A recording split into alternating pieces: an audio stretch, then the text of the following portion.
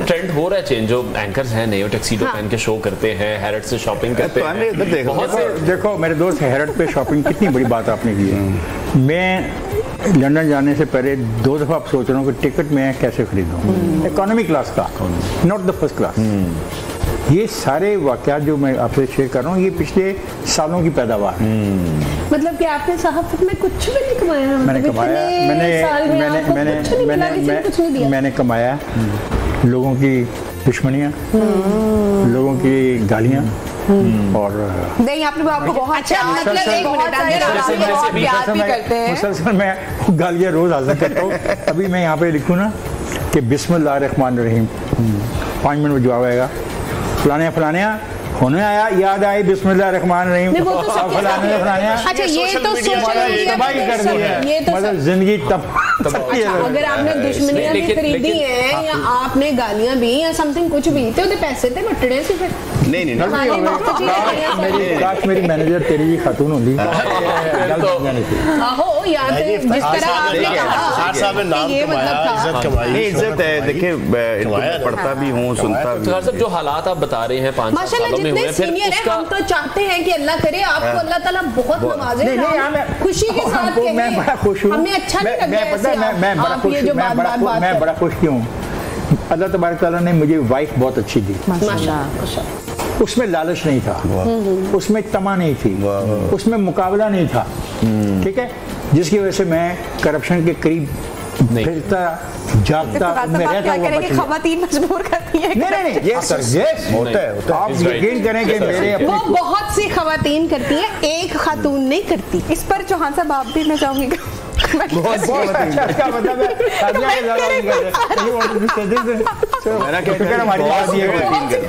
बात ये है कि इसमें कोई शक नहीं है जो इफ्तिखार साहब ने कहा है कि ऐसी खातून अगर आपकी मिसेज हो कि जो साबर और शाकिर हो, बिल्कुल ठीक है ना, ये एक सबसे बड़ी नेमत है। और वैसे भी शरीय हवाले से भी ये चीज़ें साबित हैं कि वो सबसे बड़ी नेमत होती है एक मर्द के लिए। चलो जो वो साबिर शाकिर रहते तुसी तो कुछ दियो, तुसी चौधरी गुलाम से आ रहे हो साबिर शाकिर मेरा आज खवातीन का केस अच्छे से फाइल करेंगे। प्याज सही कहता। देखिए हम उन्होंने हेरड की बात की, one of the biggest shop in London. अब उसमें जाना इतना आसान नहीं, इतना सस्ता तो नहीं है। फिर हमारी करेंसी, और ये बिल्कुल सही कह रहा है कि हमारे अल्लाह ताला एंकर्स को और इतना पैसा दे, वो जाते हैं और करते सब। लेकिन वजह तो वही है ना, कहाँ से हम शुरू हुए, मतलब हमारे खातून खाना जो है घर वाली, उसको क्या ख्याल है, हमारे कोलीग्स ने नहीं कहा कि तुम पागल है, हमारे पास देख के आ, इसके पास ये देख के आ नहीं है।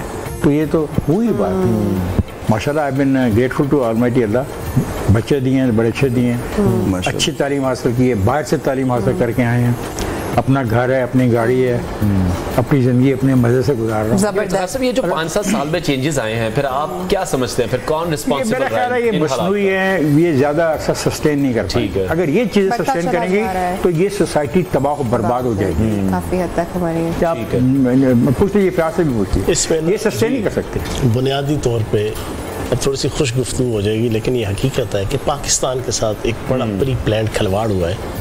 पाकिस्तान जैसा मुल्क के जिसके पास हर चीज मौजूद है, एटम बॉम्ब से लेके सोने के ज़खायर तक मौजूद है, मादनियात की हर वो किस्म मौजूद है कि जो 80% दुनिया में नहीं है, और मेन पावर मौजूद है, सब कुछ मौजूद है, लेकिन हम कर्जों तले डूब गए। अच्छा ये बचपन से मैं सुनता भी जा रहा हूँ, पढ़ता भी जा रहा हूँ, लेकिन 75 साल से क्यों नहीं हम कर सके?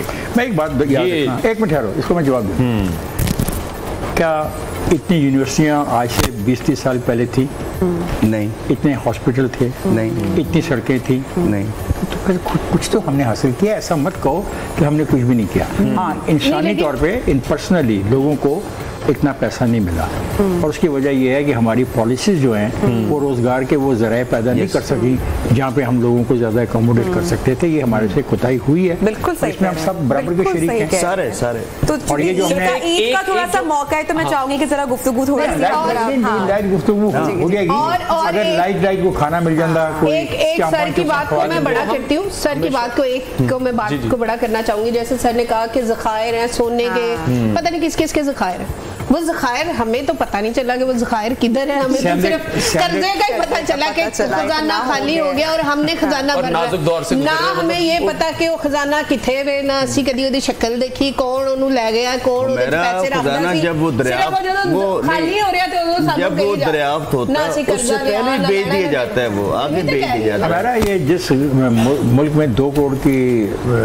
एक लिबास पहना जाए, उस मुल्क के बारे में आप क्या कहते हैं? वो गरीब मुल्क है? नहीं गरीब तो नहीं है, लेकिन जिदे को है वो पावे भी तो कोई अड्डी गल नहीं। हमारे मेहमान हमारे साथ मौजूद रहेंगे और ब्रेक के बाद हम आपको दोबारा ज्वाइन करेंगे, तो मजीद बातें साथ रहिए।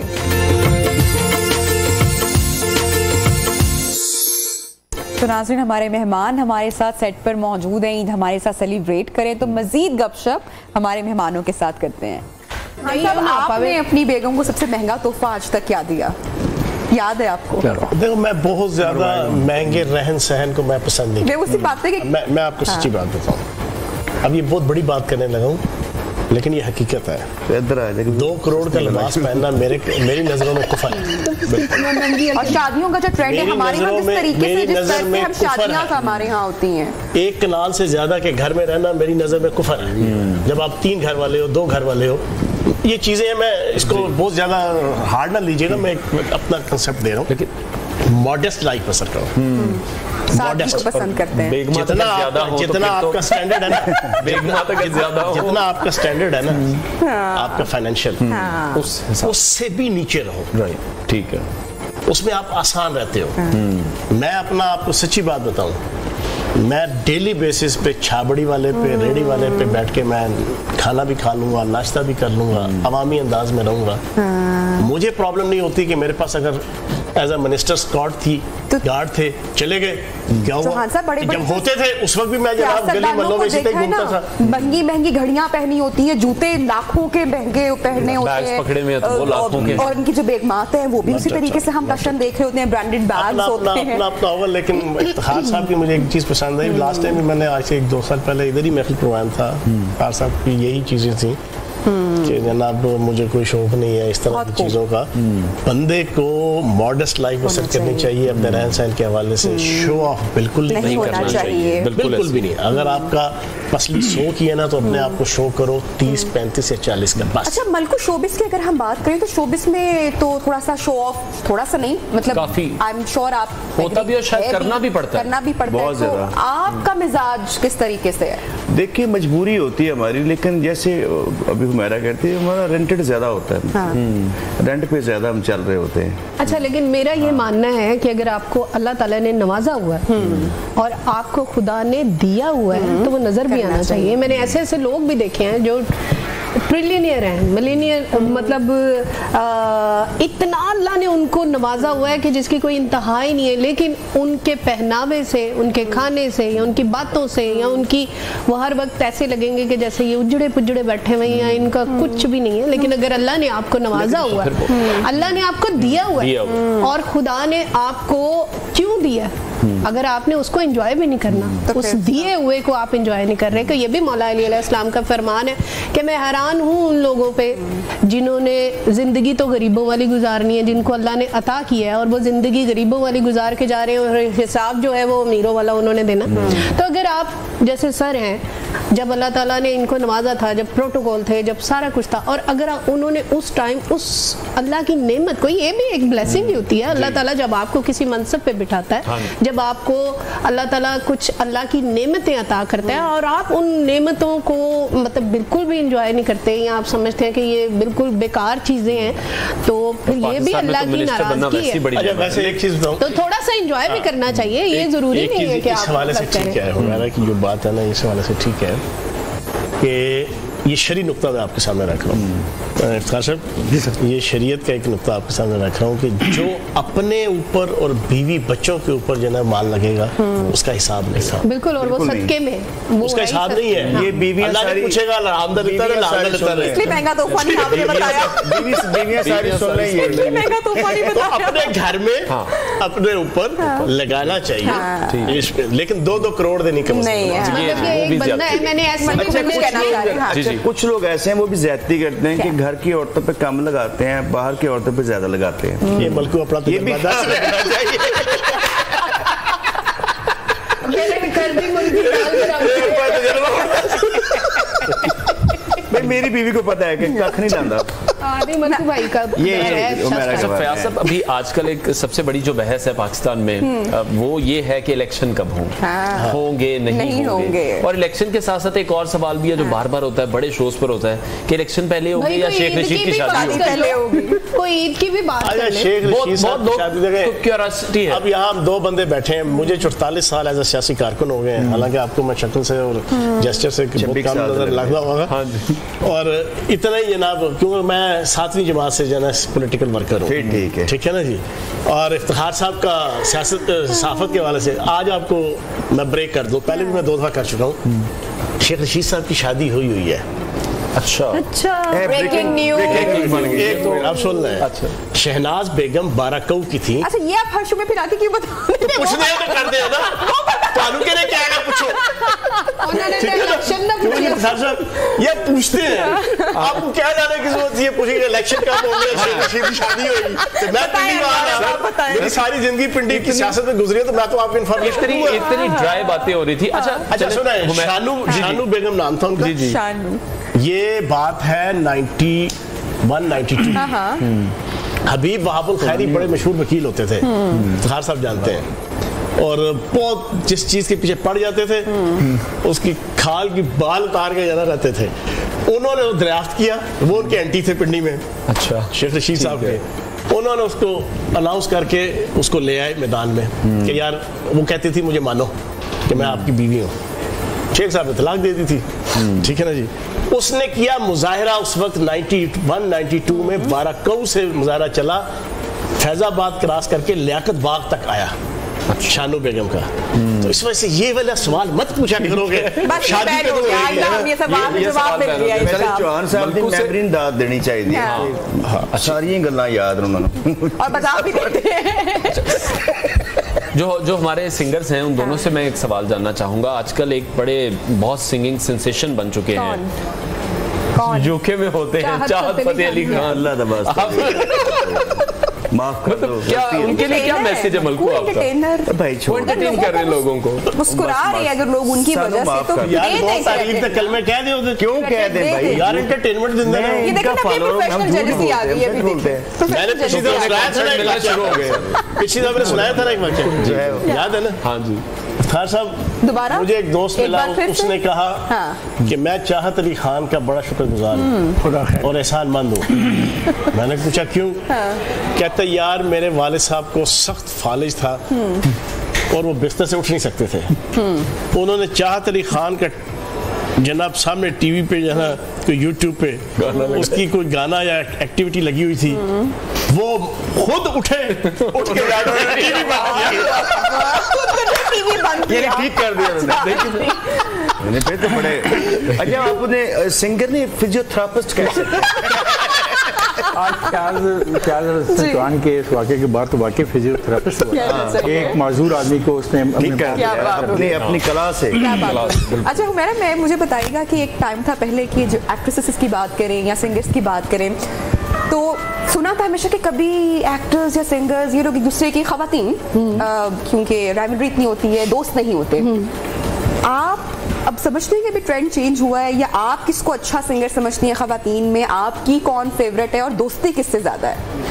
देखिए, मेरी तो सबसे ही दोस्ती है, बहुत ही कम शायद कोई होगा मेरी किसी के साथ भी। 99.99 मुझे सारे लोग ही अच्छे लगते हैं, ठीक है। कोई शाज़ो नज़र कोई होगा जो मुझे बुरा लगा होगा, और मेरी किसी से कोई दुश्मनी नहीं है। मेरी सबके साथ बहुत बहुत अच्छी और फैमिली की तरह सबके साथ दोस्ती है, और मुझे सारी ही सिंगर्स बहुत अच्छी लगती हैं, क्योंकि सब लोग जो हैं सेल्फ मेड हैं, माशाल्लाह से एफर्ट कर रहे हैं। इफ्तिखार साहब वाला जवाब भी है, इसका भी सेम जवाब नहीं मिला मुझे। आप जवाब दे देना, आपका कौन दोस्त है, आप किसको सुनते हैं, किसको पसंद करते हैं? फयाजुल हसन चौहान साहब दोस्त है मेरे, मेरा हाशिमी दोस्त है, इनका मैं फैन हूँ।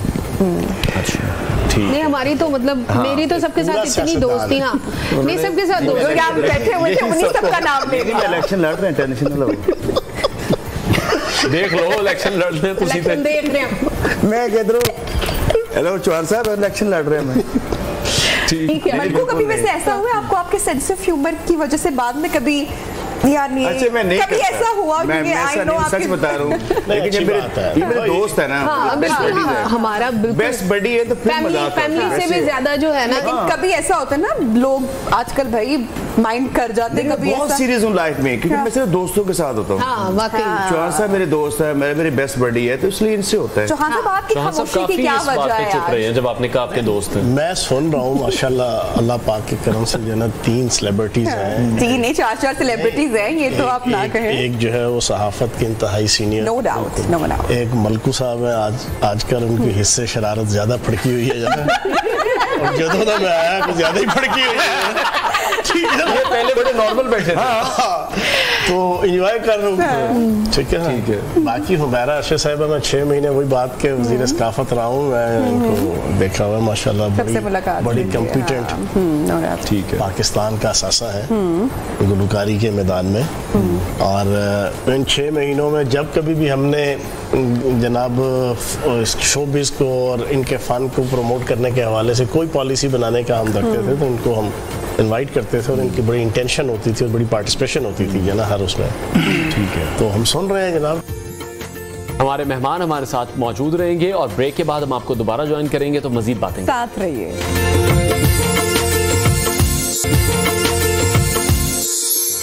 तो नाज़रीन, हमारे मेहमान हमारे साथ सेट पर मौजूद हैं, ईद हमारे साथ सेलिब्रेट करें, तो मजीद गपशप हमारे मेहमानों के साथ करते हैं।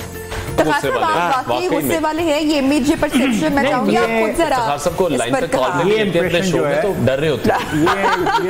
ये जो इंप्रेशन है मेरे दोस्तों ने बनाया, असल में मैं फजूल गुफ्तगू और वाहियात मामलात में पार्टिसिपेट नहीं करता, और स्ट्रेट फॉरवर्ड भी। और उसमें हाँ, ये बड़ी खौफनाक चीज़ है। मसलन किसी को ये कह देना कि तुम दुरुस्त नहीं हो, बड़ा मुश्किल है, बड़ा मुश्किल। हम लोग खुशामदी हैं, हम खुशामद पसंद करते हैं और खुशामद करते हैं। अब मसला मेरा ये है कि मेरी जो सारी तरबियत है वो ऐसी हुई नहीं है, तो मैंने नुकसान उठाया बड़ा उसका, आज भी उठा रहा हूँ, कोई फ़र्क नहीं पड़ता। तो ये मेरा गुस्सा कोई बिलावजह नहीं है। अभी सॉरी, आप बात करें, आप याद नहीं बोलो। असल में इफ्तिखार साहब का जो इम्प्रेशन है ना, ये वाला इनका प्रोग्राम होता था जवाबदेह, उसका डेकोरम ऐसा था कि आपने रैपिडली और जनाब इंस्टेंटली और प्रॉम्प्टली जना आपने क्वेश्चन पूछने हैं और बार बार पूछने हैं, ठीक है ना। उसकी वजह से इनका ये इंप्रेशन जो है ना वो पब्लिक के अंदर ये है। और होता ये है कि इंसान जो कैमरे के सामने होता है ना, ओरिजिनली बिल्कुल मुख्तलिफ होता है, बिल्कुल। अब मैं पिछले 15 साल से एक एज अ मीडिया पर्सन हूँ, आप यकीन जाने मुझे इन 15 सालों में कोई अननोन बंदा जब भी मिलता है, कोई ऐसा नहीं हुआ कि जिसने पहले 4 मिनटों के अंदर ये तबसरा ना किया हो कि यार वो जो कैमरा टीवी का फयाज चौहान है वो कोई और है, ये तो बिल्कुल मुख्तलिफ है, बिल्कुल। उधर की रिक्वायरमेंट कुछ और होती है। अच्छा, वो इफ्तिखार साहब ने वो प्रोग्राम किया और फिर मजेदार बात सुनाई इफ्तिखार साहब की मौजूदगी में। मैं कहूँ इन्होंने जो नए आते थे ना सहाफ़ी, स्पेशली एंकर, वो गलतफहमी के शिकार होते थे कि हम इफ्तिखार अहमद साहब जैसा जनाब एटीट्यूड रख लेंगे तो असि कामयाब हो जाएंगे। वो भाई उनके पीछे 40 साल 35 साल उस वक्त का तजर्बा था। वो अगर ये बात करेंगे, काजी हुसैन अहमद साहब को मुझे याद है, मैं इनका देख रहा था, अल्लाह पाक जन्नतुल फिरदौस में जगह दे। काजी साहब गुस्से में आ गए, बेनज़ीर भुट्टो साहिबा अल्लाह पाक जन्नतुल फिरदौस में जगह दे, वो माइक उतार के उठी, केड़ा बंदा नहीं है जिन्होंने उठाया ना मैंने। लेकिन उसके लिए एक बंदे का तजर्बा होता है ना, अगले बंदे को भी पता होता है कि यार ये मैं अगर पॉलिटिक्स में इस लेवल का हूँ तो ये सहाफत पे उसी लेवल का है। ये काजी साहब की बात कर रहे हैं, मुझे यकीन करें उस प्रोग्राम के दौरान एहसास हो रहा था कि अभी काजी साहब एक मारेंगे, तो काजी साहब के हाथ से छोटे भारी, मुझे डर था ये मारेंगे। ये भी और मरहूम अपना उनके साथ जो दूसरे आपके जमात इस्लामी के सरबराह मुनव्वर हसन साहब, बिल्कुल मुझे लगता था कि मुनव्वर हसन साहब छोड़ के यहाँ चले जाएंगे या मुझे बहुत डांट पड़ेगी।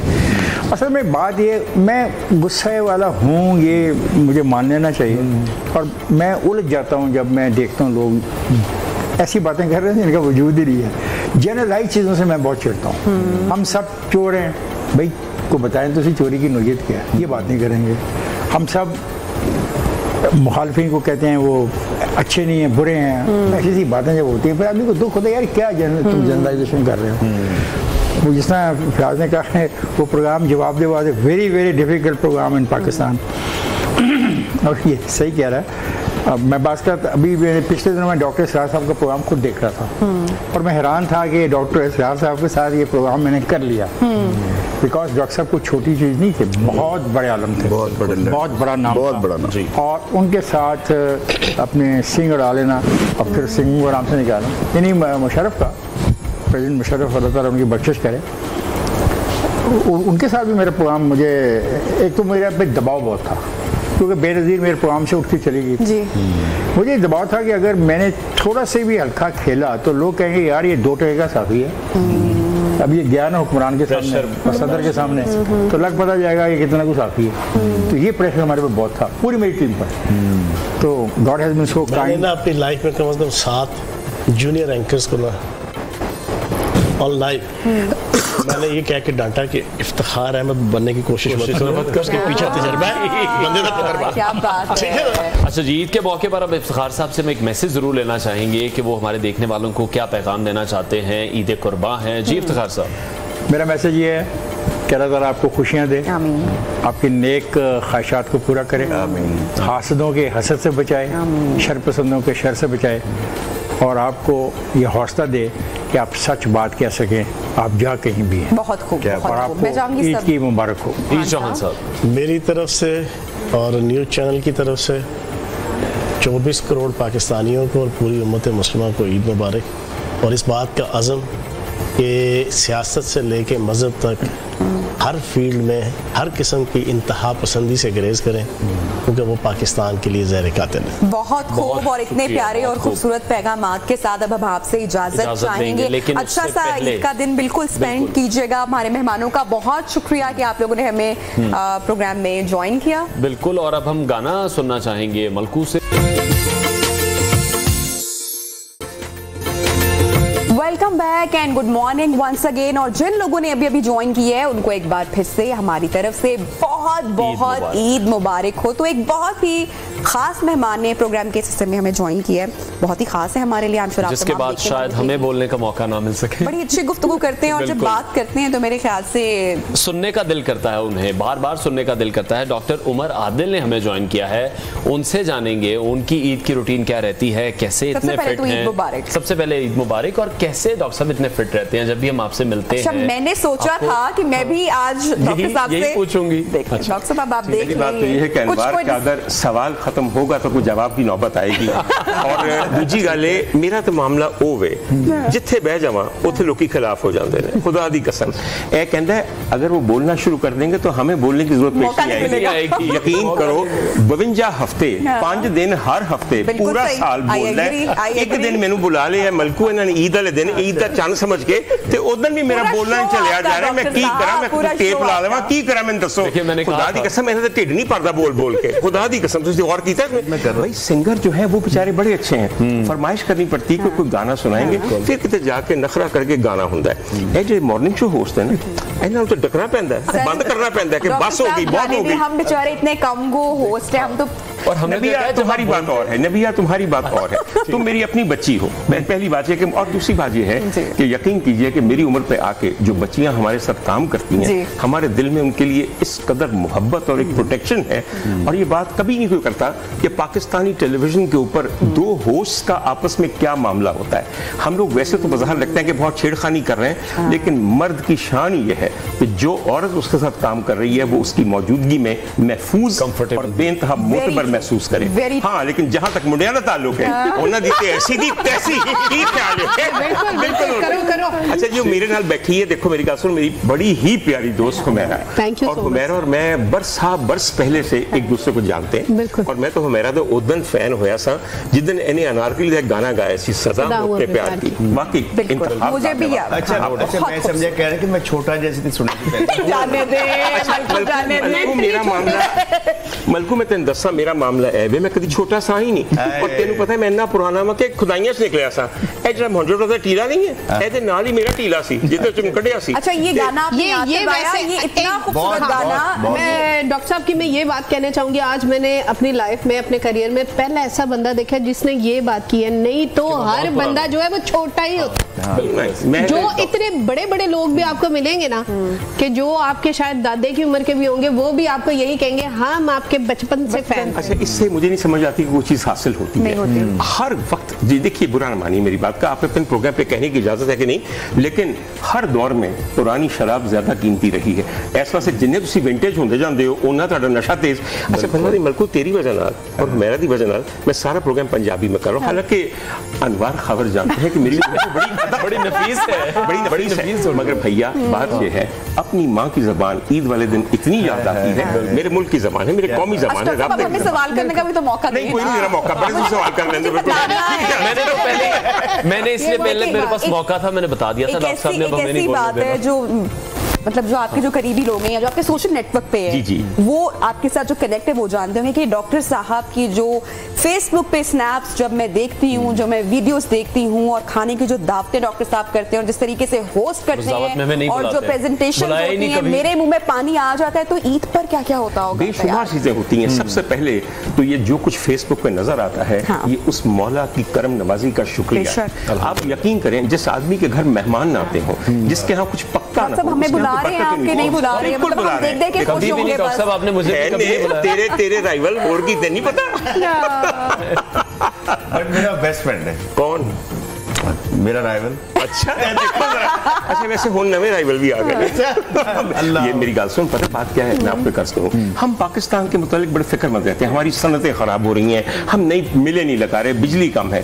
एक सनत का मैं आपको जिक्र करूँ, वो है वोकल म्यूजिक।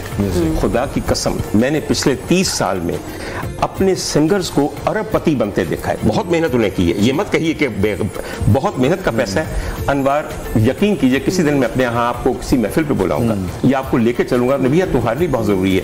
अब पाकिस्तान की एक एवरेज मेहंदी पे जो सिंगर आता है उसको 15 लाख रुपए पहले दिए जाते हैं और 45 लाख कम अज कम वेल होंगी है। तुसी मैं दसो एक रात 60 लाख कमा सकते हो? और बुरा न मनी, अब भी एक लड़की बच्ची आएगी, आपको नहीं पता, मैंने तो सारा पता। देखो मेरी बात सुनो, अल्लाह ताड़ी भी किस्मत करे, मगर बात यह मजे की बात है कि आपको बताऊं, आज सिंगर कुर्सी पे बैठ के गाना गाता है, साथ सिगरेट पीता है और वेला लुटदा है। हाय इंज लगदा है थाने जिथे मेरा इशारा है ना उथे पहुंच गया। तू समझ गया कि नहीं यार?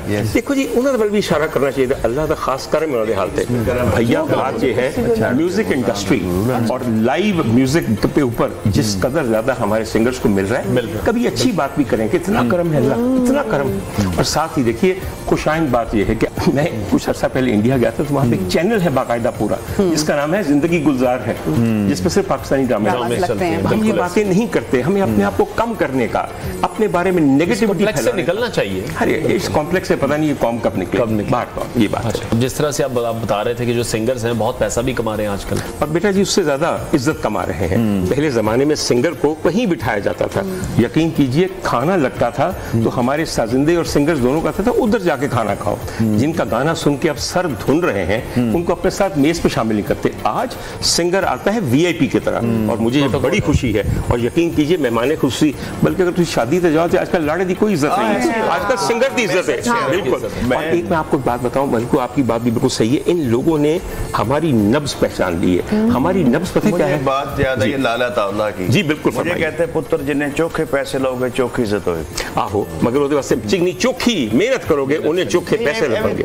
चोखी मेहनत जरूरी नहीं, मेहनत बगैर शायद मैं समझ जावा कि काम नहीं बनता। चलो तुसी बेहतर समझते हो, लेकिन आजकल मीडिया के दौर है, आजकल मेहनत इतनी काउंट नहीं करती। आप जितनी मर्जी मेहनत करें वो इतनी हिट नहीं होती। आप वैसे कोई चवल मार दे वो हिट हो जाएगी। चवल मारना से जितनी मेहनत चाहिए, मतलब यकीन तो सीधी नहीं, चवल के लिए कोई मेहनत नहीं चाहिए। जिस मुल्क में चाहत अली खान डिस्कस हो रहा है, क्या हाल होगा? हमने तो क्या हमने तो ना ले मेरा, इसलिए कह रहा हूं ना उधर वजह कि मुंह कड़वाओगे। हाँ जी, अगला सवाल बिल्कुल। और ये को जिस तरह से हम बात कर रहे हैं, ख्वाहिशात भी बहुत ज्यादा होती हैं इंसानों की। कौन सी ऐसी ख्वाहिश है जो अभी तक पूरी नहीं हुई, और किसी अलादीन के चिराग का इंतजार अगर हो, तो अगर अलादीन का चिराग आपके पास हो, क्या मांगना चाहेंगे? आप बिलीव करें कि मैं अपने आप को बड़ा खुशकिस्मत समझता हूँ। मैं अपने परवरदिगार से जो मैंने मांगा मुझे सब कुछ मिला है, और जो मैं मांगता हूँ वो दे देता है। खुदा की कसम उठा के कह रहा हूँ, लोग झूठ बोलते, बड़ा वो करीम है, वो मेरे जैसे एक तिनके को, गरीब को ज़मीन से उठाता है और आसमान की बुलंदी में ले जाता है। मेरी सारी ख्वाहिशात पूरी है। I am happy, I am well satisfied. अल्हम्दुलिल्लाह ऐसे ही रखे बिल्कुल। और क्या बात यह है कि इंसान की ख्वाहिश का कोई इंतहा ही नहीं। और मैं समझता हूँ कि वाकई से ये इंतहा नहीं होनी चाहिए। देने वाले की कोई देने की इंतहा है वाकई।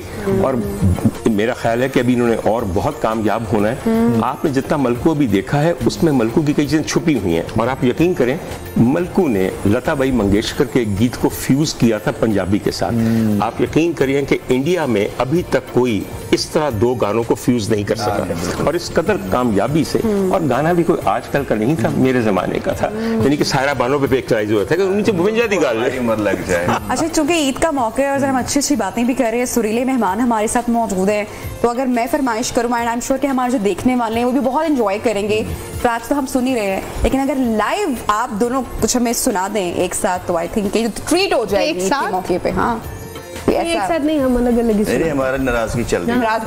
अभी हम वहाँ पे सुनाएंगे आपको ड्यूट। हमारा एक ड्यूट है जो अभी आया है ईद पे, तो वो अभी जो है वो परफॉर्म करेंगे। हाँ। तो हुमैरा मुझे पता है फिटनेस का कितना ख्याल रखती है। ईद दिन त्योहार का मौका है तो खाने पीने की शौकीन है, देसी खाने पसंद है या नहीं, वो बड़ा कि गले का ख्याल रखना है, ये चीजें नहीं खानी, ठंडा नहीं खाना, तो इस तरह से मिजाज है? देखिए हर जो इंसान है ना, आपकी जो बॉडी है ना वही आपका रिफ्लेक्शन ऑफ लाइफस्टाइल। सब लोगों को पता चल जाता है, जिस तरह की आपकी शक्ल होगी, बॉडी होगी, तो आप सबको पता चल जाएगा। अगर कोई देखने वाला है कि इस बंदे का लाइफस्टाइल या खाना पीना या चीज़ें जो हैं वो क्या हैं, तो मैं तो ख्याल रखती हूँ। मैं बिल्कुल ऐसे नहीं, मैं हूँ पेटू, लेकिन मैं ऐसा मैं ऐसी नहीं हूँ कि मैं बहुत अब गोश्त मिल गया तो बस खा।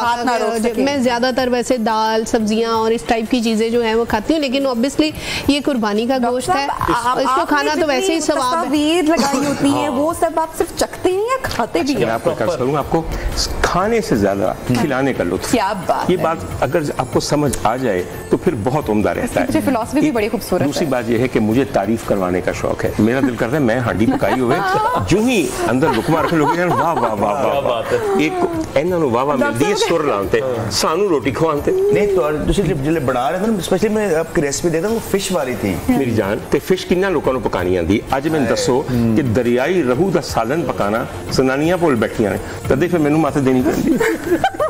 अच्छा मेरे दिल कर रहा है मैं बिस्किट खा लवां आइटम ना जानी कह ना कहीं बेकरी प्रोडक्ट से तू गम ना कर, तू फिक्र ना कर। हुण इथों उठने आ ना, मैं दम दे के आया बड़ी आला तहदार मसालेदार सिंधी बिरयानी में। और एक तो वो चख के देखी, खाने पीने के आप बहुत शौकीन हैं, लोगों को खिलाने के बहुत शौकीन हैं। मिर्चें खाने का मजा आता है या मिर्चें लगाने का? अच्छा, मुझे बिल्कुल मिर्चें लगाने का मजा नहीं आता, इसलिए कि देखिए अनवार, मैं ये समझता हूँ कि मैं जो बात करता हूँ उसका मकसद टोटली और होता है। सुनने वाले के कई दफा कानों में मिर्चें लगी होती हैं, ये बात है। मेरी जबान में मिर्चें नहीं है, ठीक है। और मिर्चें लगाने का फायदा क्या? अरे बंदा किसी से मिले, ऐसी बात करे अगले के दिल की कली खिल जाए। एक तो किसी को मिलते ही ये ना कही हाय तो कोई डम मोटा हो गया, एक पहली लोगों को ये आदत बहुत बुरी है। अगली बात लोग की गल है बीमार हो भाई, क्यों? आप मिलते ही बंदे को कहें हाय बहुत प्यारे लग रहे हैं। मैंने कितनी दफा ये आजमाया है, चेहरा खिल जाता है, चेहरा खिल जाता है, उसका दिल खुल जाता है और वो अपने दिल में आपको संभाल लेता है। दूसरी बात यह है किसी की भी चीज की तारीफ कीजिए ताकि आपकी भी तारीफ की जाए, ये बड़ी अहम चीज है। मैंने अभी थोड़ी देर पहले मलकों का गाना सुना, वाकई में मैं कहता हूं कि दिल खुश हो गया। तमाम कलोकियल तराकीब जो है उनको जोड़ के एक हार बना दिया है। लाल सारी दुनिया कह दी अख लाल है जी, और ढोले दी अख लाल है, समझे? ओदी जेड़ी अख लाल है वो किसी होर वजह दे नाल लाल है। पिछली रात जो कुछ करता रहे ना ओदी वजह लाल है। डॉक्टर गाने की खास बात ये है कि इस गाने में जो तारीख है वो बड़ी सेफ साइड पे चूज की है। 11 मई का तस्करा किया, बच गए मलको। ये जो मई का महीना है ना, ये अब याद बड़ा भारी पड़ गया, बड़ा भारी महीना है, यकीन कीजिए। बिल्कुल, और क्या नहीं, वो मलको ने क्लियर कर दिया था। उनकी बर्थडे है भाई, उनकी बर्थडे है बिल्कुल। भाई साहब अब तो जो मई के महीने में पैदा भी हुए ना, वो कहेंगे नहीं ऐसी मई से जून पैदा। डॉक्टर साहब खैर और वापसी न करा देना। हमारे मेहमान हमारे साथ मौजूद रहेंगे और ब्रेक के बाद हम आपको दोबारा ज्वाइन करेंगे, तो मजीद बातें साथ रहिए। तो नाज़रीन, हमारे मेहमान हमारे साथ सेट पर मौजूद हैं, ईद हमारे साथ सेलिब्रेट करें, तो मजीद गपशप हमारे मेहमानों के साथ करते हैं। तो डॉक्टर साहब ईद कुर्बान किस तरह से तैयारी होती है? जानवर खुद जाके आप सेलेक्ट करते हैं भरपूर तरीके से? मैं आपको बताऊं बात, एक तो हम ये समझते हैं कि बकरा जो है ना वो सिर्फ हमारे लिए है, ऐसे नहीं होता। और मैं बड़ी सच्ची बात आपसे कर रहा हूँ, ईद से पहले जाके मैं तकरीबन 1.5 किलो गुर्दे खरीदता हूँ। देखिए मेरी जिंदगी में मेरे 2 बकरे हैं, 4 गुर्दे, और मैं बहुत बड़े बड़े बकरे नहीं खरीदता तो गुर्दियाँ निकलती हैं। और आप पहले से कलेजियाँ 2 खरीद कर रख लें 2 दिन पहले, ऐसी कोई बात नहीं, मिलता है सारा। और आपको चाहिए कि 1 रात पहले कलेजी गुर्दे का मसाला बना के रख लें, सुबह उसमें डाल के उनको भून के फ्राई अंडे से पराठे देना। जो मेहमान आए ने, अरे लोगों के अभी मलकू बकरे अभी पता नहीं होता, कसाईयों का नहीं पता होता। सलीका ये है कि आपके यहाँ नाश्ता तैयार हो और बेहतरीन। और हर तौर जब तक मेरे वालिदैन हयात थे तो जब मैं उनको जाके नाश्ता पेश करता था वो इतने खुश होते थे कि बाकी कहते थे हमारी ईद हो गई। और जब वही उम्दा तरीन मैं कलेजी बनाता हूँ पौने के चंगी तरह, उत्ते एनी कसूरी मेथी पानी, अदरक पाना, सब धनिया पाना, तोड़ना। ये इतना सीखा आपने कहाँ से? और भैया मैं बताते हैं, खाने पीने के शौकीन हैं। बार हुआ ये कि उसके बाद मुझे याद आता था कि बेगम साहिबा बिस्तर में होती थी तो मैंने ले जाके ट्रे लगा के उनकी खिदमत में पेश करना, और उन्होंने कलेजी का एक पीस उठाना, पहले तो इस बात पे ताली हो जानी चाहिए, हल्का सा चबाना और कहना नाइस। मैंने कहा अच्छा। तो अगली बात बड़ी मजे की, उसके बाद रख देना और कहना अम्मी यहाँ ज्यादा बेहतर अच्छा बनाती। अल्लाह अकबर। मेरा ख्याल है कि जब अच्छा लगता है तो वो कहती नाइस, और जब उनको पसंद नहीं तो सिंपली पता क्या कहती, नाइस। अल्लाह करे कि तेरे जिन्नी वो हुंदी, मतलब केयरफुल तो ऐसे करती, वो बड़ी खुल के कहती थी बाहर तो जितने भी अल्लाह बेहतर करे।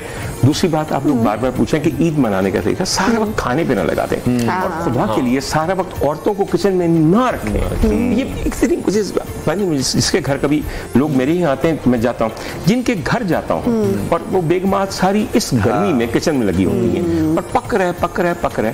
ईद वाले दिन एक काम मर्दों को करना चाहिए, बिल्कुल, वो खाना पकाएं ताकि औरतों को और घर की औरतों को आराम करने का, ये उसको एंजॉय करने का। ठीक है हुमैरा, जिस तरह से डॉक्टर साहब को तो पैशन है खाना पकाना और लोगों को खिलाना बड़ा शौक है, आपकी कोई ऐसी रूटीन है, खाने बनाने पसंद है, और कौन सी ऐसी फेवरेट डिश है जो आपको लगता है आप बड़ी अच्छी बनाती हैं? मुझे भी बहुत शौक है खाना बनाने का और फिर आगे से खिलाने का भी। अच्छा। तो मैं पाकिस्तानी जितनी भी डिशेस हैं वो सारी बहुत अच्छी बनाती हूँ। ठीक है। पाए भी, ओजरी और करेले और भिंडियाँ और धनिया और सारा कुछ जो है। उनको कह रहे नहीं पता, उन्हें कभी नहीं आपने बनाया। हाँ वाकई हम लोग जब भी कभी गए हैं और बस वो, क्योंकि जैसे अभी मैं सोए उठ के फौरन जो है इधर आ गई तो टाइम नहीं मिला। अभी जैसे मेहमान बनने का शौक है, तैयार होके चले गए, मेहमान नवाज़ी? नहीं, मुझे बनने का नहीं, मुझे बिल्कुल इतना ज्यादा मेहमान बन के कहीं जाने का शौक नहीं है। मेरा दिल करता है कि घर पे ही सारे आ जाएं और हम लोग ऐसे खाना बनाएं और सबको ये सारा मतलब करें। तो मलकू आप भी कुछ बारबेक्यू पार्टी का इत्तेमाम करते हैं, दोस्त वगैरह आते हैं? देखिए मेरा तो एक डेरा है लाहौर में, स्टूडियो है, अभी हमने शूट किया मेरा जो मैंने ईद पे जो गाना मराया है वहाँ रौनकें लगी रहती है, बाहरें लगी रहती है, मैं तो कुछ न कुछ। वैसे मलकू का ये है कि ये वैसे भी माशाल्लाह खाना शाना बनवाते रहते हैं, ऐसे बारबेक्यू करते रहते हैं, हम सबको फोन कर देते हैं। कुछ हमारे और भी सिंगर्स जो हैं हमारे बेस्ट फ्रेंड है वो भी आ जाता है, और भी बड़े दोस्त हाँ और भी दोस्त हैं, तो ये हमेशा हमें फोन कर देते हैं कि भाई आ जाओ, मैं मतलब कोई गाना भी डिस्कस कर लेते हैं, वैसे भी बैठ लेते हैं। आप लोगों को शायद अब तक दोनों को इतने प्रोग्राम्स करने के बाद और इतने फनकारों को बुलाने के बाद ये पता चल गया होगा कि इनके यहाँ सिर्फ आवाज नहीं, इनके यहाँ हांडी भी कमाल होती है, उसके पीछे मुख्तलिफ वजूहात हैं। और मैंने, आपने भी पूछा कि खाना पकाना कहाँ से सीखा? बड़े रिलेट किए जाते हैं। किए जाते हैं। उसकी वजह यह है कि एक दफा आप इनमें से किसी सलीका मंद के हाथ का पका हुआ करेले गोश्त खा के देखिएगा तो तमाम जेडे निहारू किस्म दी औरतां नहीं होंदियां उस किते बेहतर होंदा है। हजूर वाला करेले गोश्त कोई मजाक है? इससे ज्यादा पोनी सब्जी कोई है नहीं। मैं दोस्तों छट्टा भी पानी का नहीं देना पैदा करेले और जरा दे बैठे गल इस कदर भुनी हुई हांडी। एक आपने भी मुझे बात पूछी कि आपने कहा कि आपने खाना पकाना सीखा कहाँ से? सबसे पहले तो अनवार आप जरूरत के तहत, मैं MBBS करते ही इंग्लैंड चला गया था और मुझे याद है कि मैं पहले 3 दिन ड्यूटी पे था और एक अस्पताल में नॉटिंघम में था, खाने की कोई होश नहीं थी। जब चौथे दिन छुट्टी आई और घर पे गया तो मुझे एहसास हुआ कि कुछ भी पका हुआ नहीं है, जो कुछ करना है मैंने। अब मैं नॉटिंघम की बात कर रहा हूँ इन 1989, वहां पे ये हर जगह इंडियन करी हाउसेस नहीं खुले हुए थे। एक साहब वहाँ पाकिस्तानी, तूने बड़ा रहम मुझ पे खाया कि अच्छा आओ मेरे साथ चलो और मैं तुम्हें अपने घर, मेरी बेगम तुमने खाना पकाया होगा। अब बेगम साहब का खाना ये था कि वहाँ पे डब्बों में मिलते हैं कोफ्ते, पता नहीं किस मीट के बने हुए, उन्हें कोफ्ते खोल के एक अंडा काट के उबाल के रख देता, और एक होती है पालक दियाँ डलियाँ, पता है उसे पालक पकी हुई डलियाँ, वो डलियाँ पिघला के उसे पनीर पाके कि पालक पनीर है। मैं पानी लेकर आ रहे हैं। पानी नहीं, मैंने उस दिन सोचा मैंने उस दिन हिप रिप्लेस करना सुबह सीखा था। मैं कहा डॉक्टर उमर आदिल जी आज सवेरे तू हिप रिप्लेस करना सीख लिया है, भाईजान आलू गोश्त केड़ा मुश्किल है इस जरूरत के तहत। लेकिन मेरे खाने को जो फाइन ट्यून किया, खुदा ताला करवट करवट जन्नत नसीब करे जिस खातून ने किया, उनका नाम जिले हुमा था, हमारी हुमा जी। मैं सच्ची बात कर रहा हूँ, मैडम की बेटी थी हर लिहाज से। एक तो मैडम के हाथ में जितना जायका था, फिर उस खातून ने भट्ट साहब नाल ब्याह कीता, एक पासे मैडम दा सारा तड़का, दूसरे पासे भट्ट साहब ते भट्ट साहब दी वालदा दी दित्ती है मता, समझ आई, दो अच्छा हो गया मजा। क्या बात है, जबरदस्त। अच्छा मलकूब, हम देखते हैं कि लेडीज के हवाले से बड़ी बात की जाती है, जिस तरह से आज जो आपका हिस्से मजा है वो हमने देखा है बड़े अरसे बाद, जैसे चौहान साहब आए हुए थे तो बड़ी जबरदस्त जुगलबंदी भी हो रही थी। लेडीज के हवाले से एक बात होती है कि जैसे लोग हैं पेट्रोल पंप पर जाते हैं तो औरतों को बाइक से क्यों उतार देते हैं पेट्रोल डलवाते हुए? वो इसलिए कहते हैं कि शायद वो कंसेशन कर दें पेट्रोल। नहीं, उसकी जो रीजन कुछ लोग बताते हुए कि आग लगाने वाली चीजों को दूर रखें पेट्रोल पंप से। तीन को बदनाम किया हुआ है उमेरा, यहाँ पे खुद डिफेंड करना पड़ेगा हमें अपने। नहीं आप डिफेंड करें। मैं डिफेंड कर रहा हूं। ये हमारे माशरे की तरबियत है कि बाहर की औरतों की वो बड़ी तारीफ करेंगे और घर की औरतों की जो है बीवी की सबसे ज्यादा इस टाइप की जो बातें हैं वो मतलब ये माशरे की तरबियत है, ये जिसको हम बहुत फजूल बात है कि हमारा माइंडसेट बन गया है। ये फरमा रहे हैं कि उतार दिया अक्सर, मैं अभी तक ये समझता हूँ, अभी तक पाकिस्तान में इतने गैरतमंद मर्द हैं कि अगर कहीं सिचुएशन खराब हो रही है और एक माँ बहन या बीवी अंदर आ गई उस कमरे में, जो सिचुएशन में एकदम सब ठंडे पड़ जाते हैं, औरत की मौजूदगी का एहसास और ख्याल करते हैं। मैं एक आपको छोटी सी बात बताऊं, बुरा ना मानिएगा इस बात का। मैं किंग एडवर्ड मेडिकल कॉलेज का पढ़ा हूँ, वहाँ पे लड़के और लड़कियाँ दोनों होते थे। 400 लड़के पढ़ते थे मेरी क्लास में और 27 लड़कियाँ। उन 27 लड़कियों की मौजूदगी 400 लड़कों को बंदे का पुत्र बना के रखती थी। आई समझ आपको मेरी बात? आजकल मैं पढ़ाता हूँ, मैं जहाँ पे पढ़ाता हूँ उसका नाम है फातिमा जिन्ना मेडिकल यूनिवर्सिटी। अब वहाँ पे सिर्फ लड़कियाँ हैं, तकरीबन 300 लड़कियां क्लास में होती हैं। तो मैं उनको हमेशा एक बात कहता हूँ, मैं कहा तुम पढ़ तो जाओगी मगर ये नहीं सीखोगी कि मर्द की मौजूदगी, हाँ वो तुम्हारा क्लास फेलो क्यों ना हो, वो तुम्हें कैसी हिफाजत प्रोवाइड करेगा। आज वो लड़कियां जो मेरे साथ पड़ी हुई हैं, देखो जी 27 बिल्कुल हमें हर तरह की एग्जाम्पल्स जो है वो मिलती हैं हमारे माशरे, और हमें उनको भी याद रखना चाहिए। अच्छा मलको मुझे ये बताएं, अक्सर आप बताते हैं कि डेरा है, अभी जिस तरह से आपने बताया वहाँ पे आपका बड़ा टाइम स्पेंड होता है, दोस्तों की महफिल होती है, गांव जाते हैं वहाँ पे, तो फिर फैमिली शिकायत करती है कभी कि टाइम नहीं देते या काम में मसरूफ रहते हैं, तो किस तरह से बैलेंस करते हैं दोनों चीज़ों को? अभी शिकायत होती है उनको, लेकिन वो इसलिए हैप्पी रहती है कि चले अपने घर में ही है ना। घर से बाहर, जब मर्द घर से बाहर ज्यादा जाता तब तकलीफ होती बीवियों को, उन्हें पता नाल दी काट देता बड़ा मैं जिले मर्दी फाड़ लेना होता जाके। इसलिए मैं मतलब वहाँ सुकून है मुझे लाइफ में, कभी वो शक भी नहीं करती क्योंकि वो एडा सोना भी मैं नहीं तो कहती ठीक ही। अच्छा ये भी एक अलग बात है, आप यकीन कीजिए जो लोग बहुत हसीन होते हैं, हुस्न का ऐसा रोब होता है, वो ज्यादा बदमाश नहीं होते। कसम से ये मेरे पर क्या ना उनको लेसन सुन रहा है, साढ़े कितने शक करना है तो तुम ये फायदा उठा रहे। नहीं वो सच ही है कि वो ऐसे ही होता है, लेकिन आपकी देखे उसका जो मानना है मेरी मिसेस का, क्योंकि वो मेडिकल भी 2 साल पढ़ा है फिर मैथ्स कॉम, तो वो इतनी शकी नहीं है यार, उन्हें मुझ पे ट्रस्ट है। क्या बात है। ऐसा नहीं है, क्योंकि अब मैं तारीफ कम कर रहा हूँ और मेरा नाल बैठी पहले बहुत ही हो जाने से मंदी नहीं सी कहती ज्यादा हो जाती। अच्छा जैसे मेरा आजकल डिजिटल प्लेटफॉर्म बहुत ज्यादा आगे हैं, फेसबुक है, इंस्टाग्राम है, यूट्यूब है, आपको क्या लगता है जो सिंगर्स हैं उनके लिए कितना बेनिफिट इससे बहुत ज्यादा बढ़ गया? मेरा ख्याल है ये सिर्फ सिंगर्स के लिए ही बेनिफिट नहीं बढ़ा, ये हर एक आम बंदे के लिए जिसके हाथ में मोबाइल है उसके हाथ में पावर आ गई। लोग जो हैं अब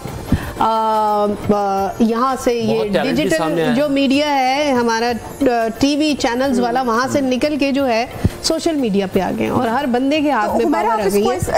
एज अ पॉजिटिव चेंज देखती है, जैसे कि टिकटॉक है, उसकी बड़ी बात होती है, हर बंदे के पास एक्सेस है, उसमें हम कभी तनकीद भी बहुत होती है, क्रिटिसाइज भी बहुत किया जाता है, रातों रात शोहरत भी मिल जाती है। तो कैसे आप देखती है जो यंग टैलेंट हमें थ्रू टिकटॉक नहीं, मुझे तो लगता है कि ये अच्छी बात है। हर एक आम बंदे के हाथ में जिसके पास बहुत सोर्सेज नहीं है आगे बढ़ने के या जाने के, और वो बहुत टैलेंटेड है, तो उसको ये प्लेटफॉर्म मिल गए हैं। और बहुत से हमारा यंग टैलेंट जो है वो निकला है यहाँ से, और निकला तो अभी कहीं नहीं है, वहीं पे ही बहुत फेमस मतलब है, और उनकी वर्थ भी माशाल्लाह बहुत बनी है। तो मेरी नजर में बात को थोड़ा सा आगे बढ़ाना चाहता हूँ, इसमें तकलीफ क्या है?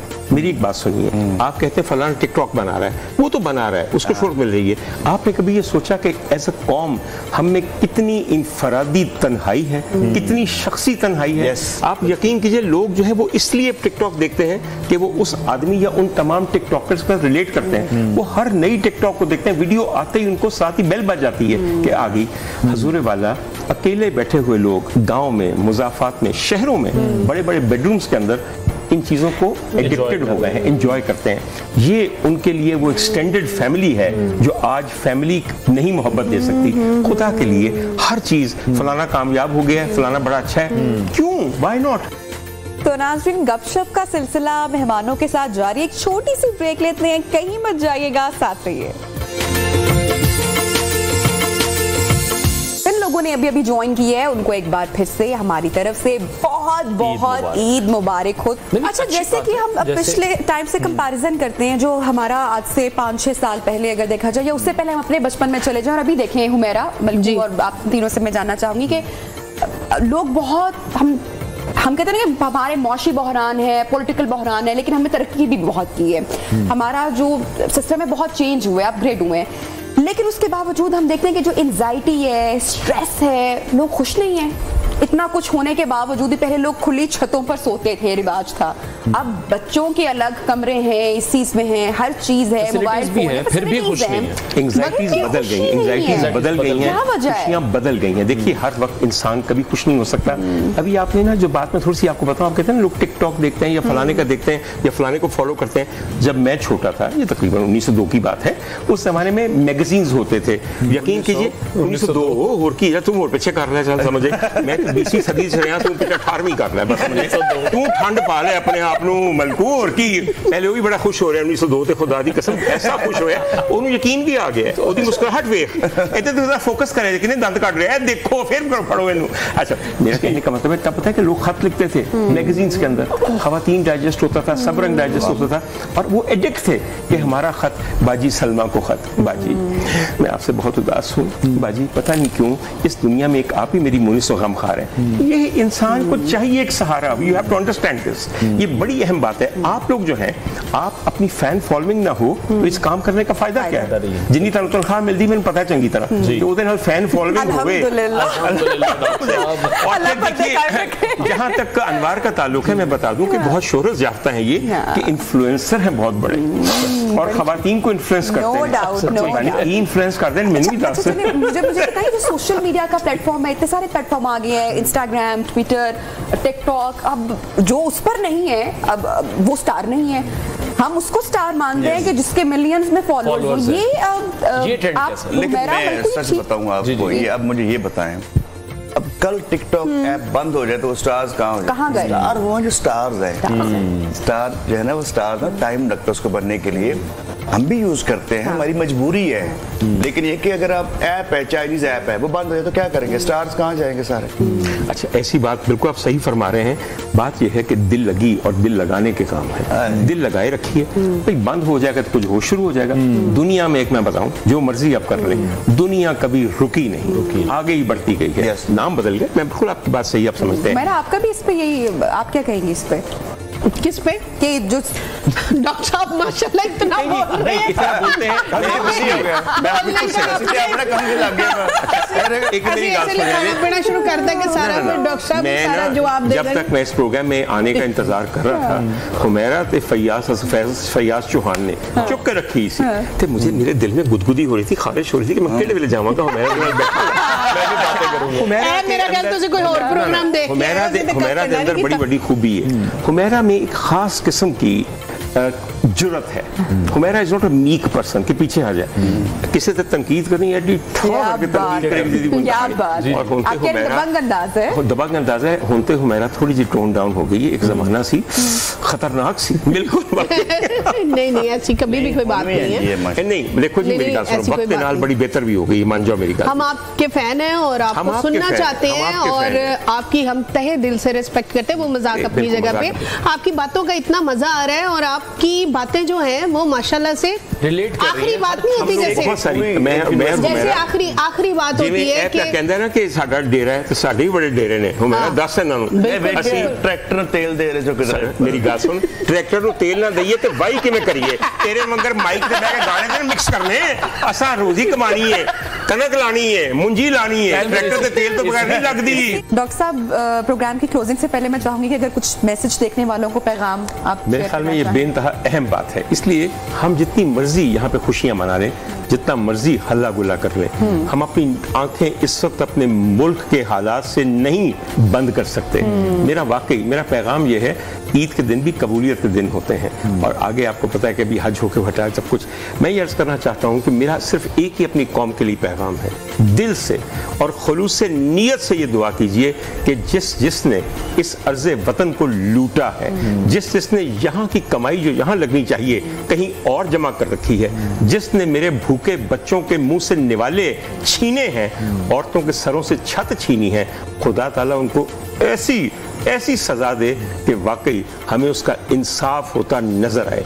अब जिसको मेरी ये बात बुरी लगी है, उसके क्या मैं कहूँ, दाढ़ी में तिनका है और उसका दिल काला है।